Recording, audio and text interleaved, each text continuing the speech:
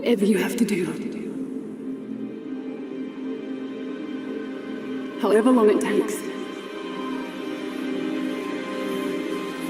Promise me you'll find your way home. Furiosa, give me this promise. Well, it looks like Furiosa can't make her way home at the box office. Welcome to the Thunderdome. I'm Lion Runner with reviews and revisits on YouTube and on Instagram. So though Furiosa is technically number one at the box office, and she has all of these rave reviews. If we look through here, we see all of the reviews are mostly strong, and even very strong for her. We can see on IMDb, it's 8.0 on Rotten Tomatoes, 90% for the critics rating. It's even doing pretty well, but the audience scores as well is pretty high. And with all of that, Furiosa, a Mad Max saga without Mad Max, which seems to be a problem for a lot of people and can partially explain the outcome. Furiosa is not able to do what she should be doing in the box office. And we can see here that, again, technically it ended up number one for the 3-day weekend with the $26 million haul, 26.3 to Garfield's $24.0 million, but that is well behind Fury Road from 9 years ago. And because that was 9 years ago, ticket prices are much higher. So that's even worse than it looks on the surface, where they're only doing a little more than half of what Fury Road did in total box office, but that means it's only half or less than half of actual butts in seats. And these have just not been going so well. And the thing with Garfield is it only cost about $60 million, I believe, to make, compared to Furiosa costing $168 million. Now, you'll have some people give you this line about you need 2.5 times revenue to break even, but that's just not true. And I'll show you the math here. Let's break out a calculator. Uh, that's a low ball. That's in rare situations will it be as low as 2.5.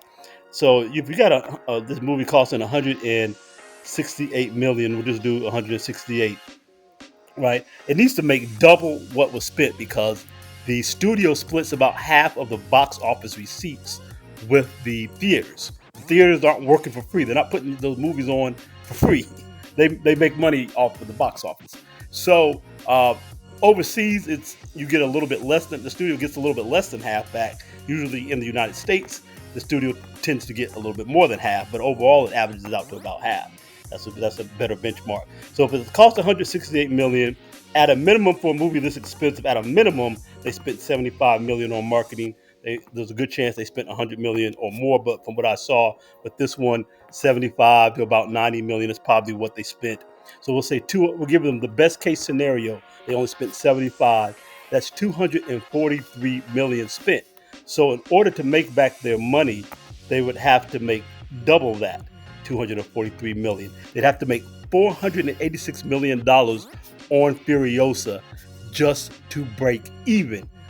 Mad Max Fury Road only made about 336 million, somewhere along those lines.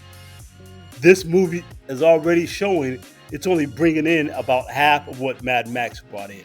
Even if it grows legs and does really well down the road, it's still not going to do any better than about half of what Mad Max did. Maybe 60% of it. And Mad Max didn't even get close to $486 million. This is going to be $100 million, $150 million, maybe a $200 million loss for the studio. That is terrible. And again, this is despite rave reviews for Furiosa. Uh, Largely rave reviews for the most part. I think one of the big problems is obviously there's an overall movie environment right now where people aren't apt to run out to the movie theaters very much anymore. We're getting a lot of blockbusters. We're getting one almost every week, and there's scarce amount of entry going to blockbusters that don't have big fan bases behind this. We saw that with The Fall Guy. Nobody needed that movie to be made. I'm actually old enough that when I was a little kid, I used to watch the show The Fall Guy in reruns when I was like really little, 8, 9 years old, maybe at the oldest. When I was watching those, and that was a pretty good show, and I liked that show. I actually watched it and liked it, and had no interest in there being a movie made of it, none whatsoever. Much less all these people who are the majority of the audience who either weren't alive or never saw that show. They have no reason to desire another 160 million, $170 million movie. Nobody wanted that, especially not at that price. Again, you go back to Garfield, where they maybe only spent $60 million, and it comes in at $24 million. That's not so bad for Garfield. That's doing pretty good. It meets what the movie's budget is. But the problem with Hollywood is Hollywood's hubris and their desire to keep spending all this money to make these big budget films, and to just, I don't know, just blow money on visuals that half the time don't even look that great anyway, and spectacle. They're blowing all this money because of their hubris and their egos, but the properties don't have the ability to make back that money. Even Fury Road would not have been profitable based on a $168 million budget. Fury Road was a $150 million budget. It had to have lost money. And again, and that's before all that cost and that expense, that's before you pay out bonuses on the back end. One of the reasons why it took so long for Furiosa to get made was because a couple of extra years were lost. Most of it is just because of stupidity. I don't know why they waited so long, but they lost a couple, 3 years in litigation because the director of Mad Max, the owner of the property, didn't get his bonuses because the studio said they didn't make any money, which directly on box office sales, they didn't make money. They lost money on that movie. So if you lost money on the main franchise characters movie, and then you let all of the momentum get away from you for 9 years, why would you think you could spend more? They spent more on this movie. Your ceiling was the last one. That was your likely ceiling. The notion that you would spend more, you should have been spending significantly less, knowing you couldn't make money on the main franchise that was well received by the audience that there is for this movie. But that's the thing about Mad Max. It has a limited audience. To not accept that, to not recognize that, and try to just force this on the general movie audience that was never going to go see it, it's the studios and it's the movie makers' own fault. They did this to themselves. They did it to themselves. And this is going to keep happening. Anya Taylor-Joy, while she's a fine actress, and I loved her in The Queen's Gambit, the Queen's Gambit audience is not the Mad Max audience. For Furiosa to have come in at only about half as many people going to see it for opening weekend as Fury Road tells you that a bunch of people, almost half of the people who saw Fury Road, and almost all of them liked it, said, "I'll pass on Furiosa." And you know who said that the most?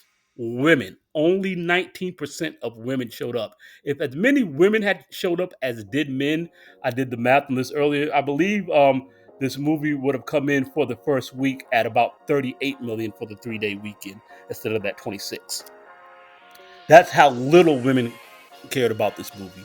That's probably who does care about the Queen's Gambit the most. And people in Hollywood think she's wonderful. And that's the problem with Hollywood. They go by what they think and what they feel. She was not a draw.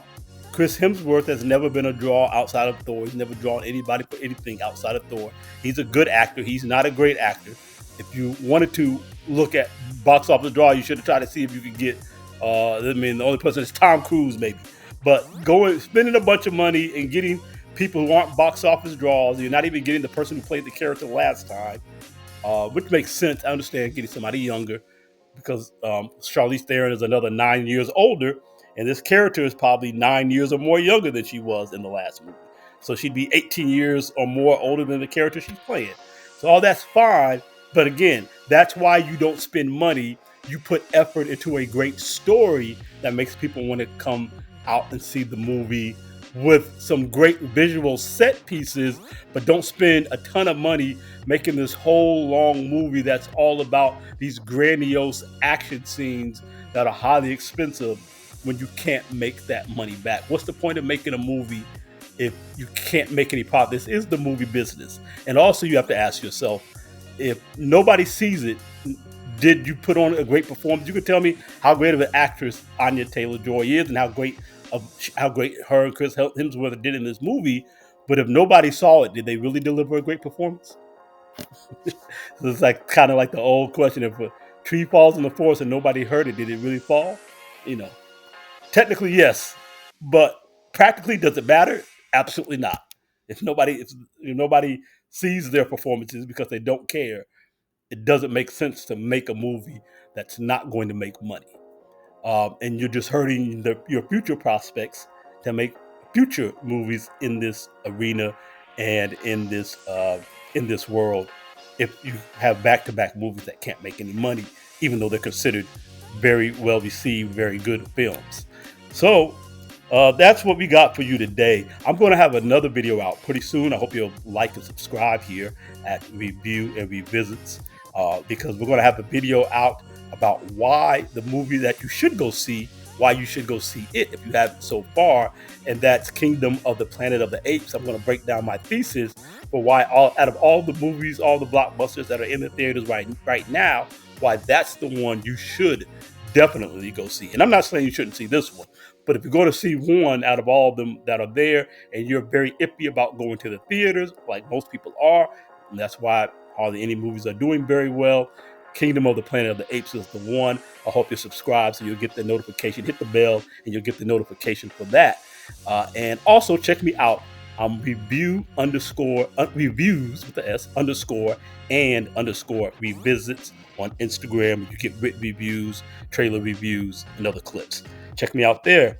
Line Runner, I'm out.